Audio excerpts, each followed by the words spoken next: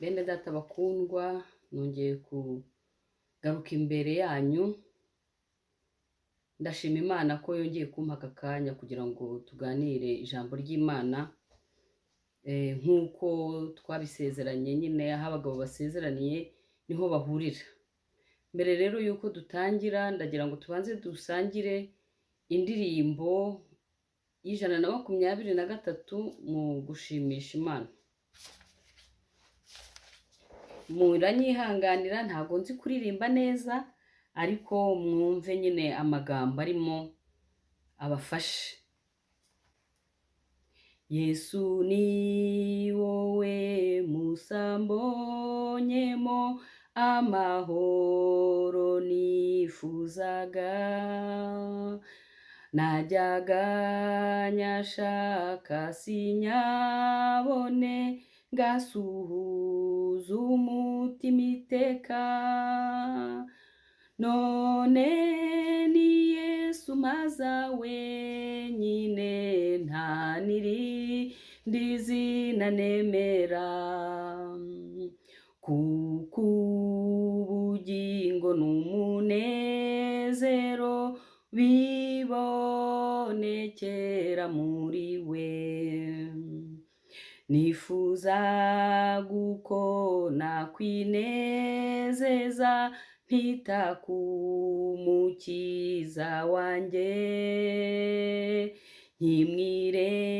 nkimwirengagiza ntamwitaho, nuko amfatisha urukundo rwe.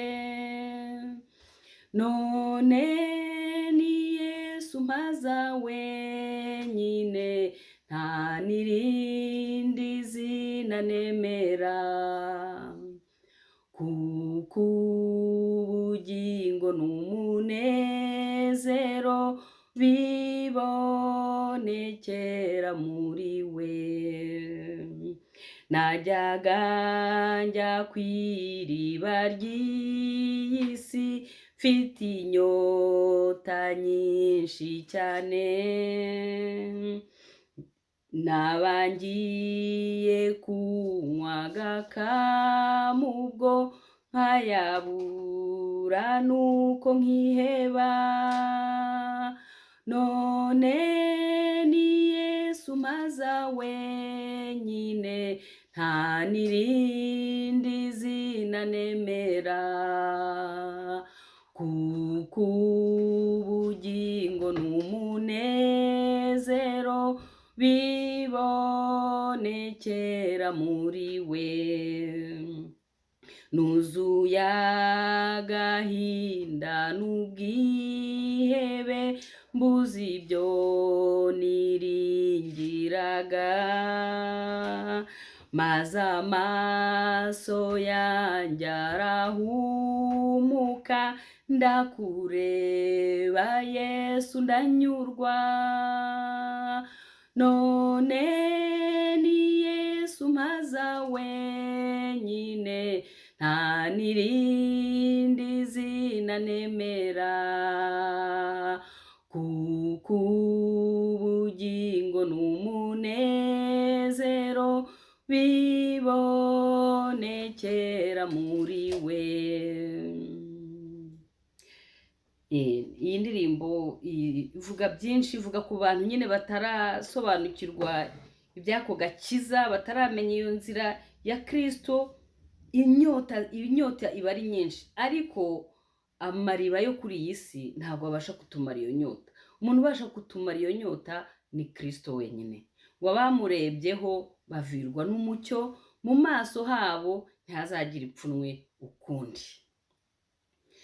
Mbere y'uko rero dutangira ngo mbagezeho icyo Imana yanshyize ku mutima, ndagira ngo twibukiranye ibyo twaganiriye ubushize. Ubushize twabonye ukuntu umuntu ahamagarwa n'Imana, yamara kumuhamagara ikamutoranya, yamara kumutoranya ikamwereza kuyikorera. Twabonye ko Imana ngo yatumye tumenye kera, tutaravuka, tutarajya mu nda za ba mama, tutaraba insoro, irangije ngo iradutoranya, irangije itwereza umurimo wayo. turangiza kandi twabonye ukuntu umuntu muri uko kuyoborwa n'Imana, muri uko guhamagarwa n'Imana no gutoranywa n'Imana, twabonye ibintu 5 by'ingenzi umuntu agomba kwitaho mu mibanire ye n'Imana kugira ngo abashe gusohoza imigambi myiza Imana yamuremeye ngo ayisohoza hano ku isi, ya mirimo myiza yaremeye muri Kristo Yesu kera ngo tuyigenderemo. Ibyo bintu uko ari 5, icyambere twabonye ko ugomba kugirana ubusabane n'Imana, ugomba kugira relation personnelle intime avec Dieu. Icya kabiri twabonye ko tugomba gushyira mu bikorwa ijambo ry'Imana uko bwije n'uko bukeye mu buzima bwacu bwa buri munsi. Icya gatatu twabonye ko tugomba kureka umwuka wera w'Imana akatuyobora muri byose. Icya kane twabonye ko tugomba kwiringira Imana tukayikoreza amaganya yacu kuko yita kuri twebwe. Icya gatanu twabonye ko tugomba kugenda tugahamya mu bandi ineza y'Imana, urukundo rw'Imana, ubuntu bw'Imana. Haleluya, amen.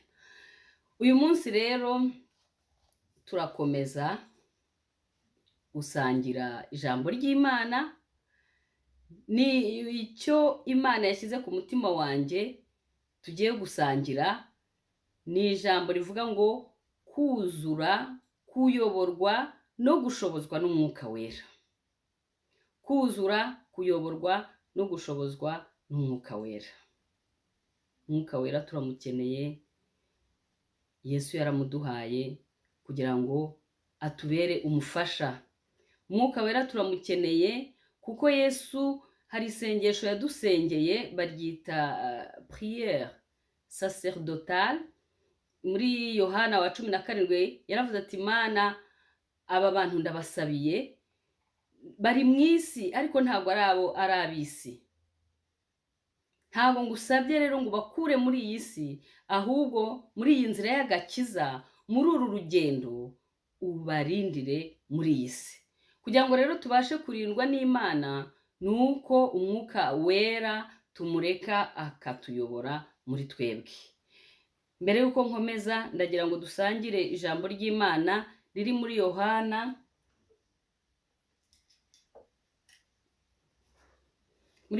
igice cya 16.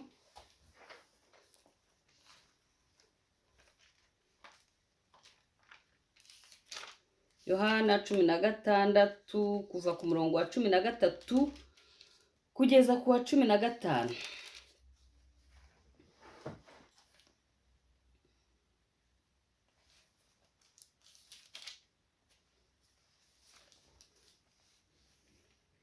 Haravuga ngo uwo mwuka w'ukuri naza azabayobora mu kuri kose, kuko atazavuga ku bwe, ahubwo ibyo azumva nibyo azavuga, kandi azababwira ibyenda kubaho. Uwo azanyubahiriza kuko azenda ku byanjye akabibabwira. Ibyo Data afite byose ni ibyanjye, nicyo gitumye mvuga nti azenda ku byanjye abibabwire. Yesu rero ntabwo yadusize nk'imfubyi, ahubwo yadusigiye Umwuka Wera. Uwo Mwuka Wera kugira ngo adushoboze kuba muri ubu buzima bwa gikristo, adushoboze kugendera muri uru rugendo rwa gikristo. Impamvu Imana yaduhaye Umwuka Wera ni ukugira ngo tubashe gutsinda ab'isi. Ikindi impamvu Imana yaduhaye uwo Mwuka Wera ni ukugira ngo ab'isi abemeze iby'ibyaha byabo, kuko Yesu Kristo yaraje abigisha iby'ubwami bw'Imana, abigisha kwihana, ariko ntabwo bihannye, ntabwo bamwumviye. Hari abagiye bamwumvira, ariko byageze n'igihe bamwica. Abo yari yaratumweho baramwanze, baramurwanya, bigera n'igihe bamwica. Ariko Umwuka Wera ngo naza azabemeza iby'ibyaha byabo. Ikindi Umwuka Wera akora mu buzima bwacu, atwemeza ibyo gukiranuka, kuko Yesu ajya kwa data, Imana yacu irera, Imana yacu irakiranuka. Niyo mpamvu yatwoherereje umufasha, yatwoherereje imbaraga, ari we Mwuka Wera, kugira ngo abane natwe, adushoboze kugendera mu nzira yo gukiranuka. Hanyuma ikindi ngo ni ukwemeza abantu iby'amateka, kwemeza ibintu iby'amateka. Yesu Kristo yaje hano ku isi ngo kumaraho imirimo yose y'umubi. Noneho rero mu mirimo Umwuka Wera akora ni uguciraho iteka umwami w'isi, ari we Satani.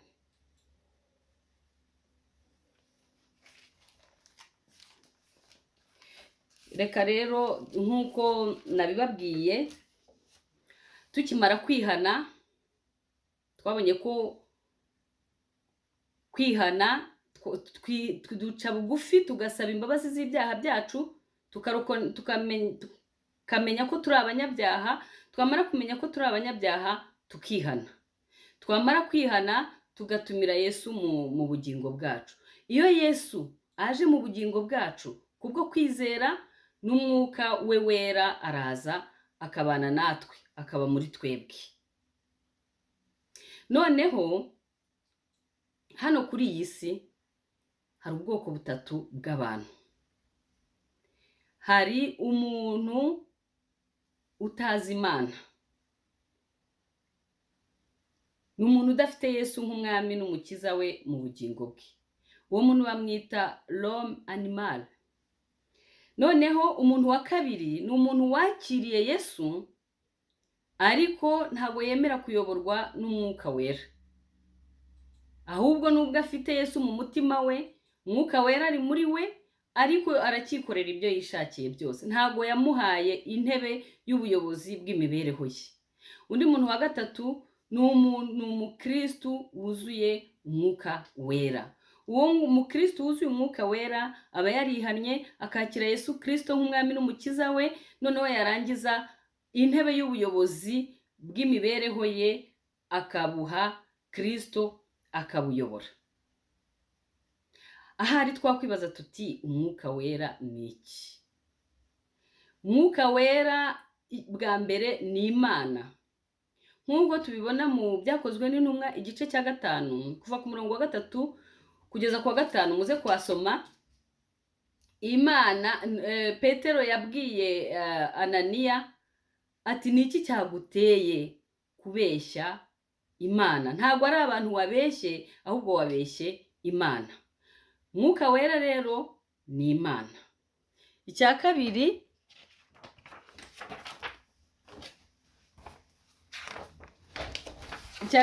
Umwuka Wera aba muri twe iyo twakiriye Yesu nk'umwami n'umukiza, kandi akadushoboza gukiranukira Imana. Mu Bakorinto ba mbere igice cya 3 umurongo wa 16 haravuga ngo muri insengero z'Umwuka Wera.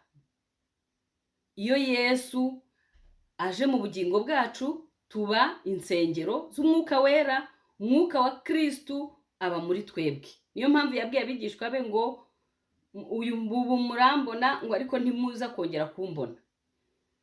Yaragiye, ariko yatwoherereje Umwuka Wera kugira ngo abane natwe, kugira ngo dushoboze kuba muri iyi si, kugira ngo aturindire muri iyi si, kuko turi muri iyi si ariko ntago turi abisi. Ikindi, Umwuka Wera ni umufasha udushoboza kubaho mu mibereho ya gikristo. Mu Bagalatiya ba 5 umurongo wa 22 kugeza ku murongo wa 23 batubwira imbuto z'Umwuka Wera. Iyo wemereye Kristo nk'umwami n'umukiza kuba mu buzima bwawe, ukemera kuba wa mukristo uyoborwa n'Umwuka Wera, ikintu cya mbere ni uko Umwuka Wera akubera umufasha, ugufasha kwera imbuto z'Umwuka Wera. Izo mbuto z'Umwuka Wera reka twasome mu Bagalatiya Abagalatiya igice cya 5.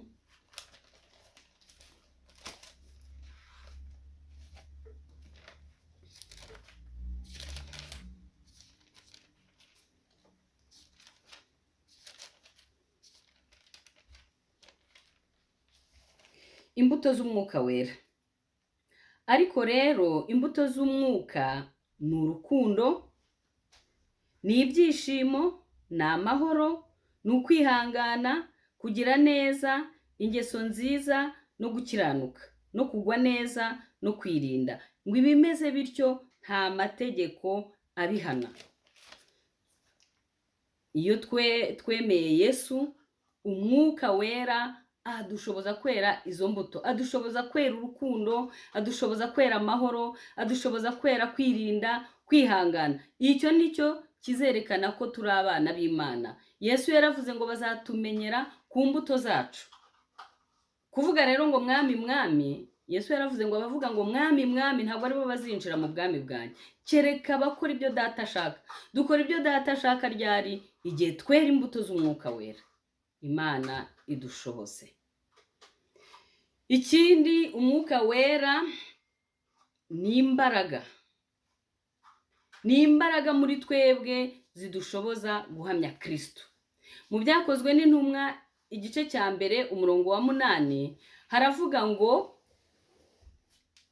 muzahabwa imbaraga umwuka wera naza, muzaba abagabo nyabagabo bo kumpamya i Yerusalemu, i Yudaya, i Galileya, kugeza ku mpera y'isi. Tuba dufite imbaraga zidasanzwe, imbaraga zo kuvuga ubutumwa, kubera ko muri Matayo igice cya 28 haravuga ngo nahawe ubutware bwose mu ijuru no mu isi.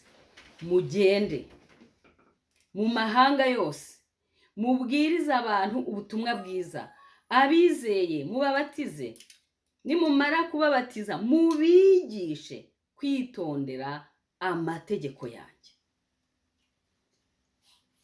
Umwuka wera rero ni imbaraga muri twebwe zidushoboza kuba abagabo nyabagabo bo guhamya Kristo.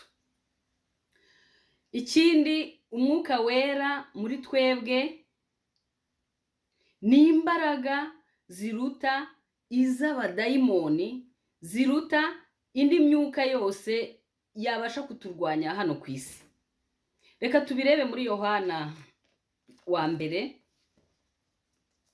Yohana wa mbere igice cya 4.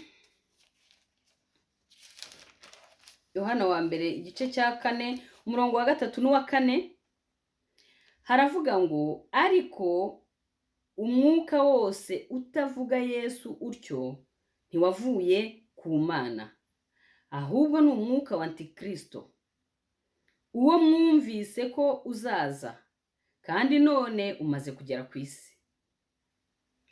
Bana bato, muri ab'Imana, kandi ba bandi mwarabanesheje, kuko uri muri mwe aruta uri mu bisi. Iyo dutangiye rero uru rugendo rujya mu ijuru, nkuko nabibabwiye ubushize, tugira intambara nyinshi. Umunyazaburi Dawidi yaranditse muri Zaburi ya 34 ngo amakuba n'ibyago by'umukiranutsi ni byinshi, ngo ariko Uwiteka amukiza muri byose. Duhura n'amakuba, duhura n'ibyago, dutinya ejo hazaza.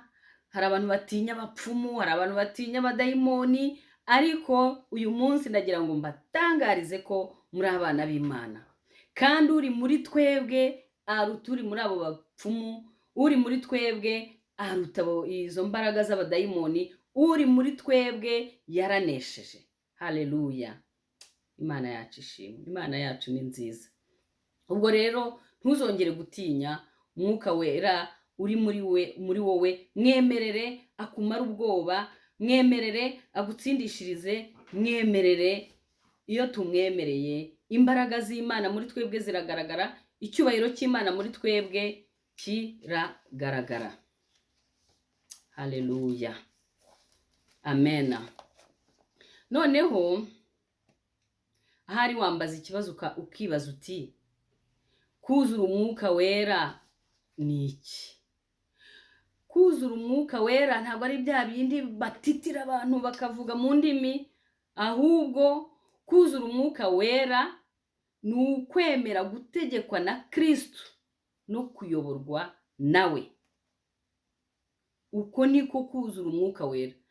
Hari abantu muzabona bavuga izo ndimi bahanura, ariko batera za mbuto z'umwuka wera twabonye, biyobora batayoborwa na Kristo, bafite kamere. Twabonye ko hari amoko atatu y'abantu. Hari umuntu utarakiriye Yesu nk'umwami n'umukiza, hari uwakiriye Yesu nk'umwami n'umukiza ariko n'ubundi agakomeza kubaho nk'abapagani. Abo bakristo akenshi nibo mubona bagayisha izina ry'Imana, ntago bera imbuto, baba mu matiku, baba mu nzangano, bagira ishyari ariko bafite Yesu, ariko imibereho yabo ntago ihesha Imana icyubahiro. Undi muntu wa gatatu ni wa mukristo uyoborwa n'umwuka wera.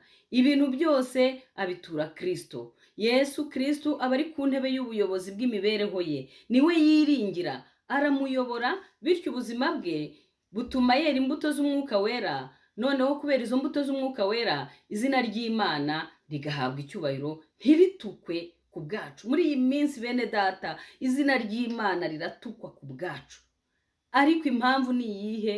Twakiriye Yesu nk'umwami n'umukiza, ariko ntitwamwemerera ngo ayobore imibereho yacu yose.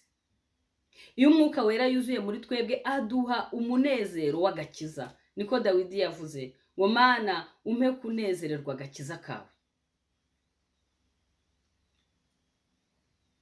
Reka rero duharanire kwera imbuto kugira ngo tubashe guhesha Imana yacu icyubahiro, tubashe gukora iby'Imana ishaka.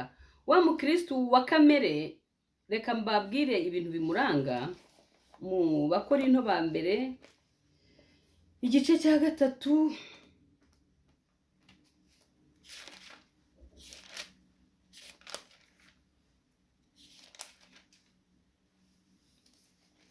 Reka duve ku murongo wa mbere tugeze ku wa 3.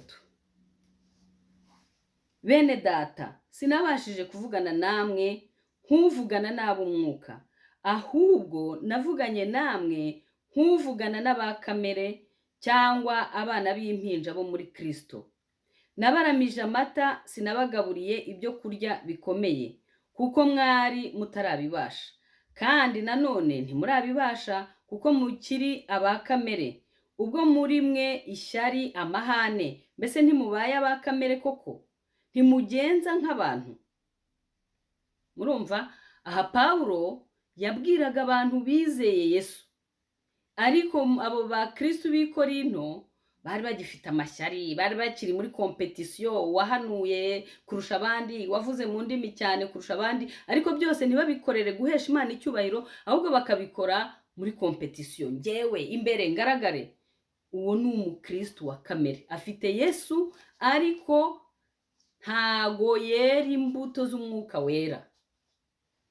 Imana rero idufashe kugira ngo twe gukomeza kugayisha izina ry'Imana, ahubwo idufashe kuyoborwa n'umwuka wera, idufashe kuyoborwa n'umwuka wera, idufashe guhesha Imana icyubahiro.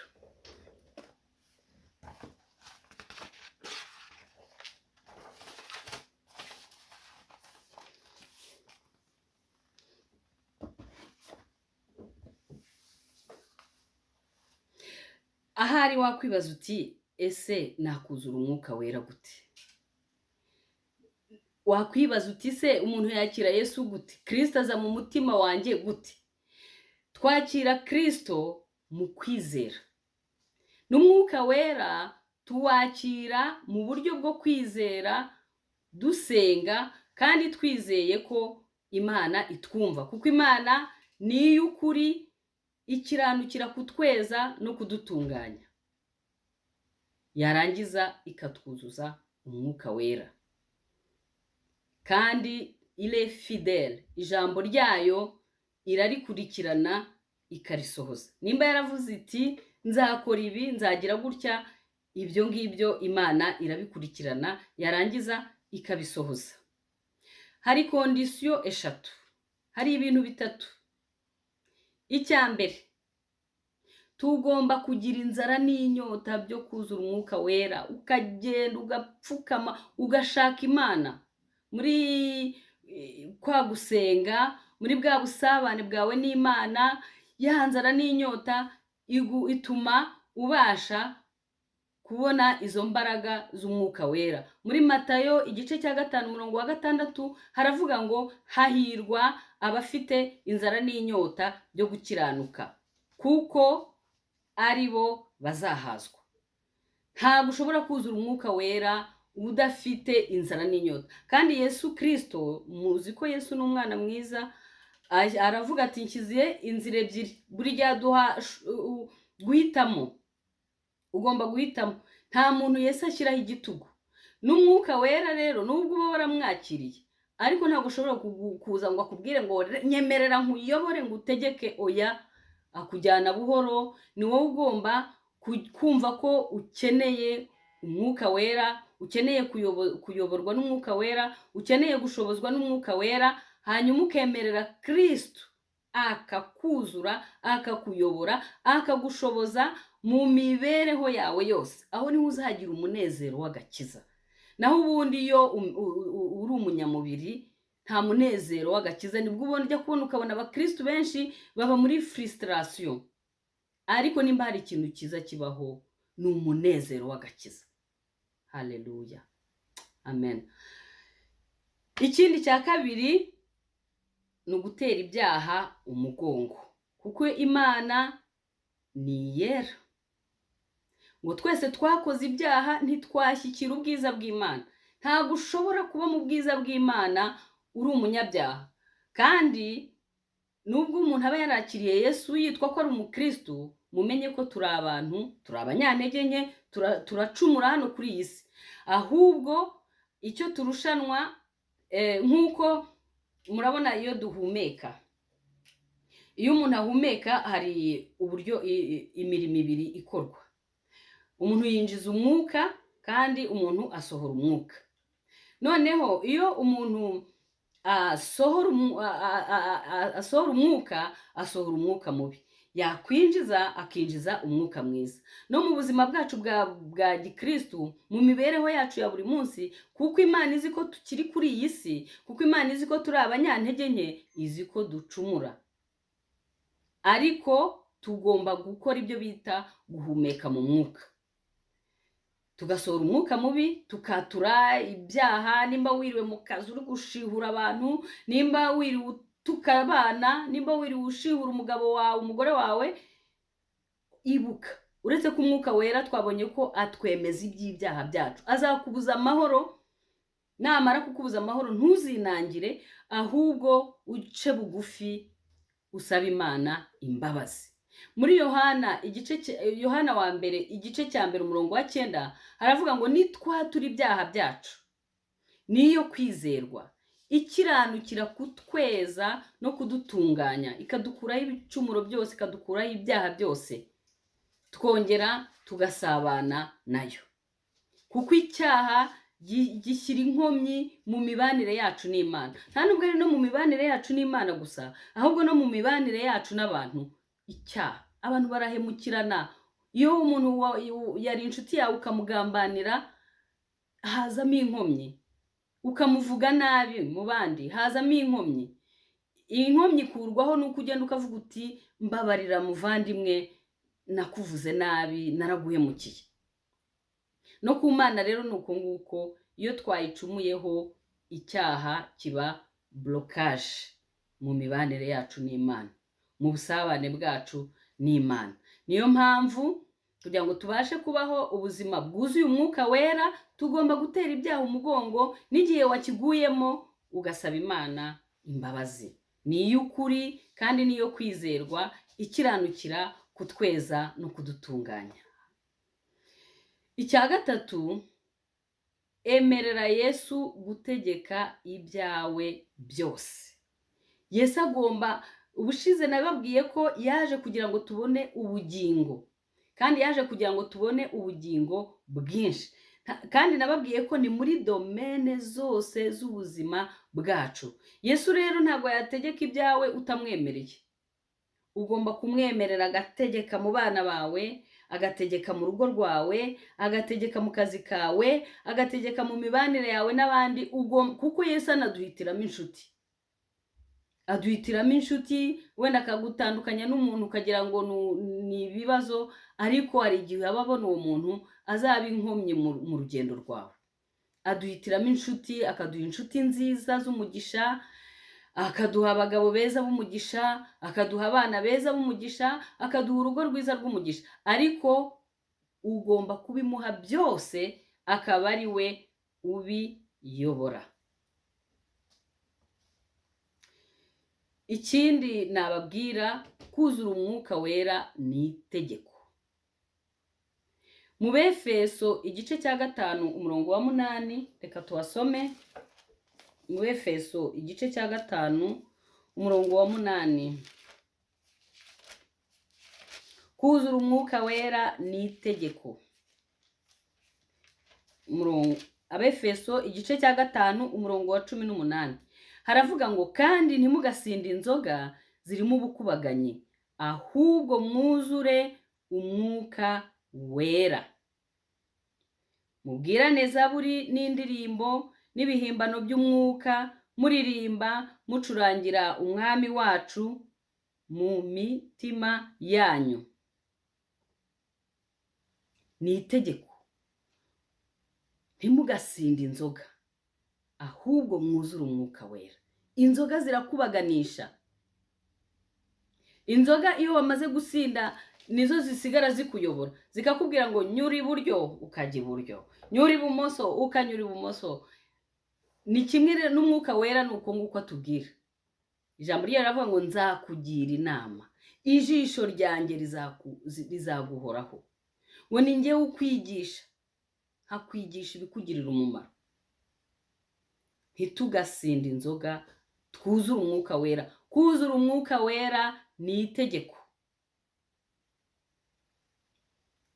Noneho kubera ko Imana ariyo kwizerwa, yanaduhaye isezerano. Iratubwira ngo niba muri babi mukaba muzi guha abana banyu ibyiza, so wo mu ijuru azabuzwa n'iki guha umwuka wera abamumusabye? Ariko ndagira ngo dusangire n'irindi jambo riri muri Yohana wa mbere igice cya 5. Havuguwe kuntu Imana ariyo kwizerwa. Ikintu cyose tuzayisaba nk'uko ubushake bwayo bumeze izakiduha. Gusaba umwuka wera rero, kuzura umwuka wera ni ubushake bw'Imana, ni itegeko. Imana idusezeranya ko icyo tuzayisaba nk'uko ubushake bwayo buri izakiduha. Reka turebe muri Yohana wa mbere igice cya 5 umurongo wa 14 n'uwa 15. Haravuga ngo, kandi icyo nicyo kidutera gutinyuka imbere ye, nuko atwumva iyo dusabye ikintu nk'uko ashaka. Kandi ubwo tuzi yuko yumva icyo dusabye cyose, tuzi yuko duhawe ibyo tumusabye. Nidusaba umwuka wera ko atwuzura, akatuyobora, akadushoboza, kuko Imana ari iy'ukuri kandi ariyo kwizerwa, azaduha umwuka wera. Niba umubyeyi ashakisha ukuntu ibyagirira akamaro umwana we kandi ari mubi, ari umunyabyaha, Imana izi umumaro w'umwuka wera mu buzima bwacu. Nitumushishikarira kumushaka, azabuzwa n'iki kuduha umwuka wera? Mureke rero dukore icyo ijambo ry'Imana ritubwira. Gira ubwo bushake, gira iyo nzara n'inyota, ushakashake. Imana izakuzuza imbaraga z'umwuka wayo wera. Imana izagushoboza. Icya kabiri, tera ibyaha umugongo. Icya gatatu, emera ko Kristo ayobora ubugingo bwawe. Tumaze kubona ko kuzura umwuka wera ni itegeko. Ntimugasinde inzoga zirakubaganisha, ahubwo mwuzure umwuka wera. Mubwirane zaburi n'ibihimbano by'indirimbo. ni isezerano. Imana yavuze ko icyo tuzasaba cyose nk'uko ubushake bwayo buri izakiduha. Ni ubushake bw'Imana rero ko twuzura umwuka wera. Ndi hafi gusoza ndagira ngo mbabwire ko hari impinduka iyo twemeye kuzura Kristo no gushobozwa na Kristo mu buzima bwacu bwa buri munsi. Impinduka ni iki? Impinduka ya mbere ni uko umwuka wera adushoboza kubaho mu buzima buhesha Imana icyubahiro. Kubera iki? Kubera ko umwuka wera adushoboza kwera imbuto zikwiriye abihannye. Icya kabiri, nk'uko twabibonye mu Bagalatiya igice cya 5 umurongo wa 22 kugeza ku wa 23. Icya kabiri, amasengesho yacu agira imbaraga. Ibyo tubibona muri Yakobo igice cya 5 umurongo wa 16. Reka naho tuhasome twumve icyo ijambo ry'Imana ritubwira ku byerekeye gusenga, kuko gusenga bijyana n'umwuka wera. Nta handi wagirira intimite n'Imana, nta handi ni mu gusenga. Ni ugusenga, ni ugushaka mu maso y'Imana. Haravuga ngo mwaturirane ibyaha byanyu kandi musabirane kugira ngo mukizwe. Gusenga k'umukiranutsi kugira umumaro mwinshi iyo asenganye umwete. Iyo usenganye umwete, iyo ushishikaye, Imana iguha imbaraga z'umwuka wera. Iyo ufite imbaraga z'umwuka wera muri wowe, amasengesho yawe agira umumaro, aba efficace. Nibwo ugenda ubona imirimo n'ibitangaza mu buzima bwawe, ukabona ikintu wasabye Imana, Imana iragikoze. Ni uko uba wasenganye umwete, ni uko uba wagize ishyaka, ni uko uba washishikaye. Ikindi, icya gatatu, ni uko urushaho gusobanukirwa ijambo ry'Imana.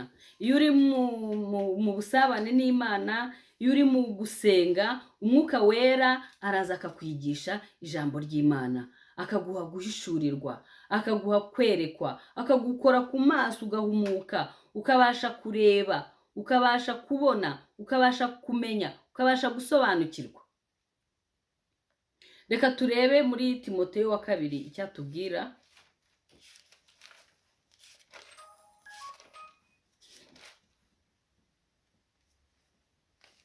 Timoteyo wa 2 igice cya 3 umurongo wa 16 n'uwa 17. Haravuga ngo ibyanditswe byera byose byahumetswe n'Imana kandi bigira umumaro wo kwigisha umuntu no kumwemeza ibyaha bye. Ibyanditswe byera ni indorerwamo. Hari igihe ugenda ugasanga wari ugiye kugambanira umuntu, Imana ikakubwira iti bazabona ishyano abacira ibico bagenzi babo, ukabura garutse. Ariko udasenga ntabwo umwuka wera yagukoma ku mutima. Ibyahumetswe byera byose byahumetswe n'Imana kandi bigira umumaro wo kutwigisha, wo kutwemeza ibyaha byacu no kudutunganya no kuduhanira gukiranuka, kugira ngo umuntu w'Imana abe ashyitse afite ibimukwiriye byose, ngo akore imirimo myiza yose. Ubushize twabonye ko imirimo myiza Imana yayiremeye muri Kristo kera kugira ngo tuyigenderemo. Kugira ngo tubashe kuyigenderamo rero ni uko tuba mu ijambo ry'Imana. Yesu yaravuze muri Yohana ngo nimuba mu ijambo ryanjye, ijambo ryanjye rikaba muri mwe, musabe icyo mushaka cyose. Umuntu uba mu ijambo ry'Imana, ijambo ry'Imana rikaba muri we, aranesha, kuko ijambo ry'Imana ni imbaraga.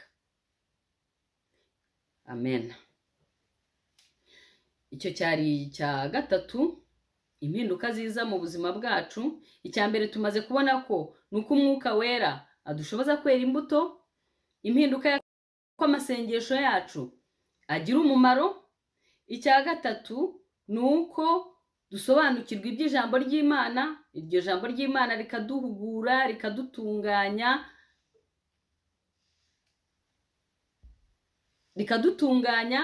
ridutunganyiriza ya mirimo myiza Imana yaremeye muri Kristo kera kugira ngo tuyigenderemo. Icya kane, umwuka wera, impinduka zo kuzura umwuka wera mu buzima bwacu ni uko tugira imbaraga z'Imana no guhamya Kristo.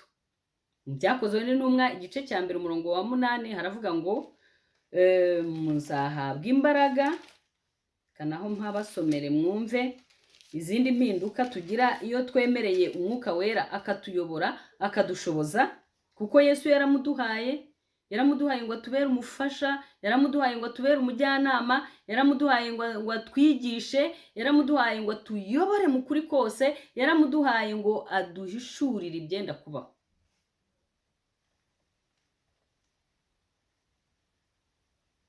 Icyakora muzahabwa imbaraga, umwuka wera nabamanukira, kandi muzaba nyabagabo bo kumpamya i Yerusalemu, i Yudaya yose, n'i Samariya, no kugeza ku mpera y'isi. Duhamya mu mbaraga z'umwuka wera, kandi n'ubutumwa bwacu bugira imbaraga, bugira umumaro mu bantu bataramenya Kristo. Nta kindi kintu kizatuma Imana yacu ihabwa icyubahiro mu bantu batarayimenya, ni uko twuzura umwuka wera. Nitwuzura umwuka wera azadushoboza kwera imbuto zikwiriye abihana, ngo ibyo bintu nta mategeko abihana. Icya nyuma aricyo ndangirijeho, iyo twemeye kuzura Kristo tugashobozwa nawe, nababwiye ko ariko kuzura umwuka wera ni ukuzura Kristo tukayoborwa nawe, aduha imbaraga zo kunesha ibi tugerageza. Mu Bakorinto ba mbere igice cya 10 umurongo wa 13 yaravuze ngo nta kigeragezo kitari rusange mu bantu. Nimba abantu batazi Imana bakena, abakristo barakena. Nimba bapfusha, natwe turapfusha. Nta kigeragezo na kimwe kitari rusange, ariko twebwe abamenye Yesu, Imana ngo nta kigeragezo na kimwe izaduha kirenze imbaraga zacu. Na hahandi izabona ko bikomeye,